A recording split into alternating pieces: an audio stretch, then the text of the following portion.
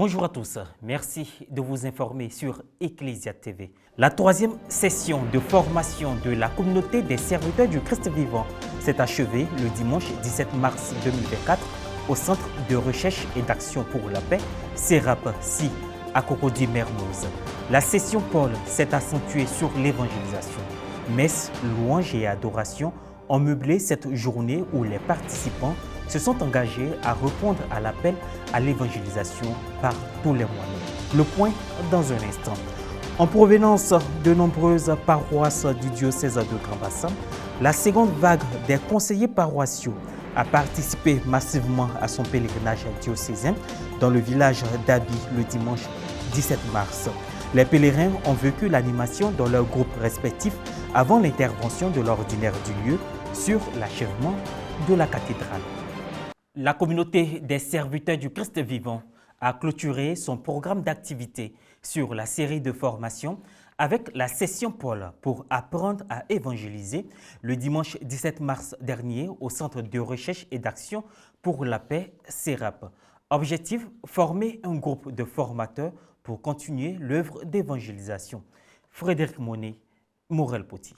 Le Centre de recherche et d'action pour la paix CERAP a abrité la troisième séance de formation dénommée Session Paul, initiée par la communauté des serviteurs du Christ vivant. La session Paul pour apprendre à évangéliser par un itinéraire facile et pratique s'est déroulée durant 4 jours du 14 au 17 mars dernier en présence de nombreux fidèles chrétiens. Les formateurs que sont le diacre Jorge González et Madame Hermenegilda Almanza, missionnaires de la dite communauté sous l'invitation de la cellule fraternelle de Côte d'Ivoire, ont permis aux participants de s'enquérir de la mission, de l'importance et des enjeux de l'évangélisateur. Estamos evangelizando, no tenemos que comenzar por el amor de Dios y terminar por comunidad. Donc quand on est en train d'évangéliser, on n'est pas obligé de commencer par l'amour de Dieu et puis terminer par la communauté forcément. Si nada más importante es que escuchen la palabra de Dios. Le plus important, c'est que ces personnes-là puissent écouter la parole de Dieu. Par groupe,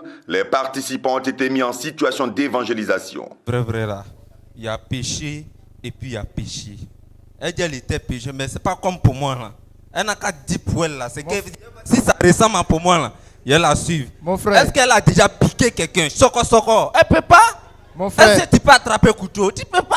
Mon non, frère. c'est pas même péché là. Mon frère, moi-même que tu vois là, plus junkie que moi là, il n'y avait pas. Je ne suis pas allé dans les camps ennemis.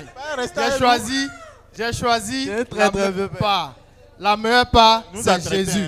Des recommandations ont été faites aux participants sur les méthodes à avoir dans la transmission de l'évangélisation. Les questions d'évangélisation, ceux qui parlent le Nushi. Lo dije bien. ¿Qué? Lo dije bien. Sí, Nushi, esto es. Les hablo en ese idioma. Y leur En parle ese avec lenguaje ce que Nushi. ellos entienden. Y Y leur ahí parle- llevo el querigma a y- nivel de ellos.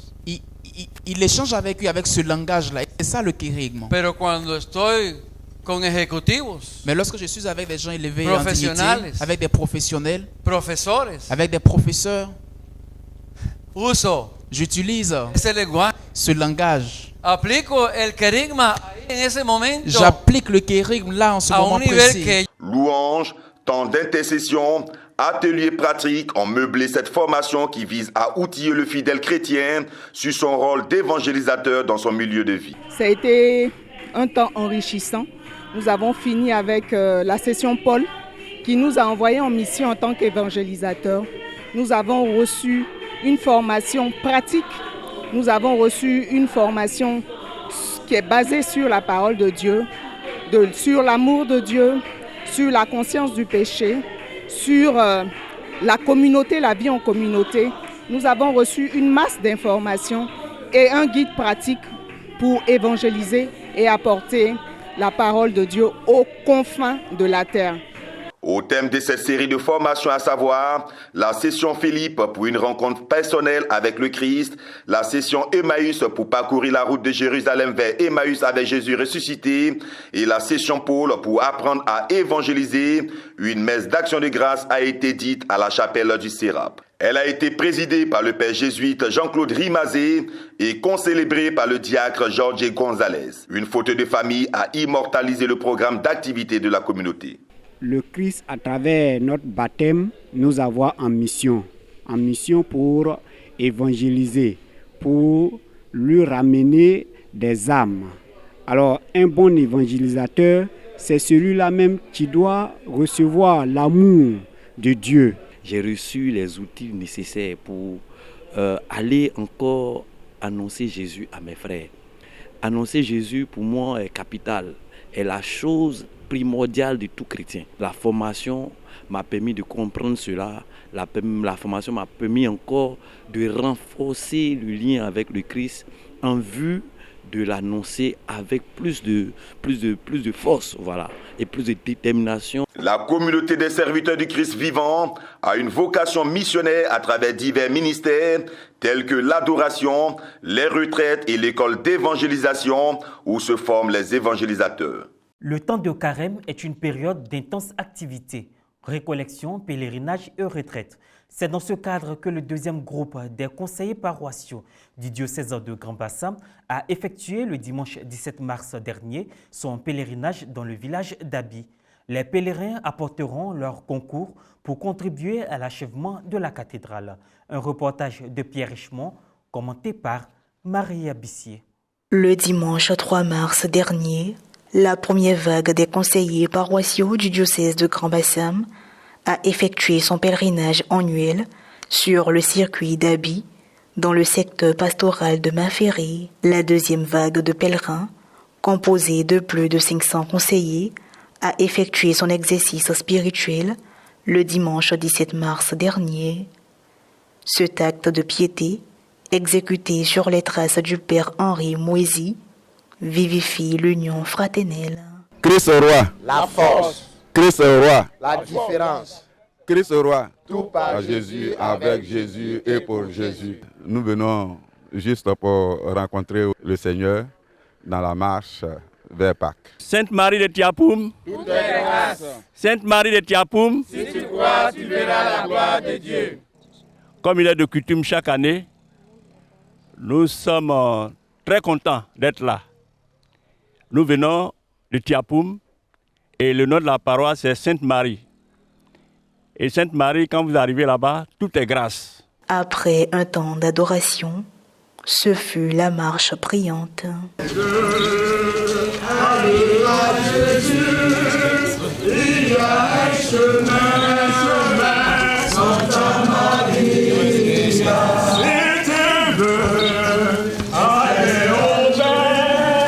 Lors du ressourcement spirituel, les conseillers paroissiaux ont visionné un film dont le but était de les inviter à la générosité dans l'optique de l'achèvement de la cathédrale. Cette seconde vague de cet exercice spirituel a donné lieu à un échange fructueux entre l'ordinaire du lieu, son Excellence Monseigneur Raymond Awa, et les pèlerins.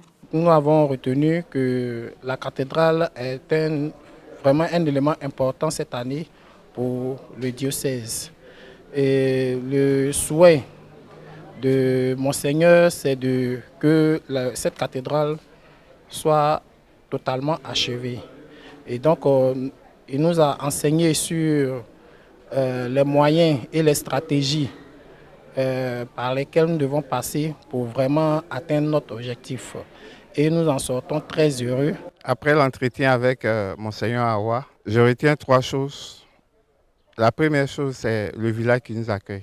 Abi est le fruit de la générosité d'une famille qui a accepté de recevoir un mendiant. Et cette générosité a fait qu'ils ont échappé donc à la mort. La deuxième chose, c'est que Monseigneur nous a demandé d'être généreux, car il ne s'agit plus de construire la cathédrale, mais il s'agit de l'achever. Et la troisième chose, il nous a demandé donc d'être des porte-parole du message qu'il nous a délivré.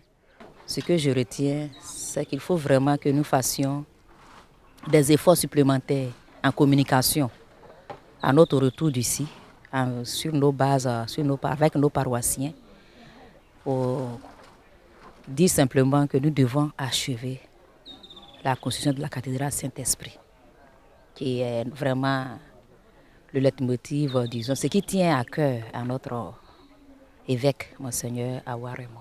Et voilà, ainsi se referme cette édition. Merci de l'avoir suivi. Merci de rester sur Ecclesia TV.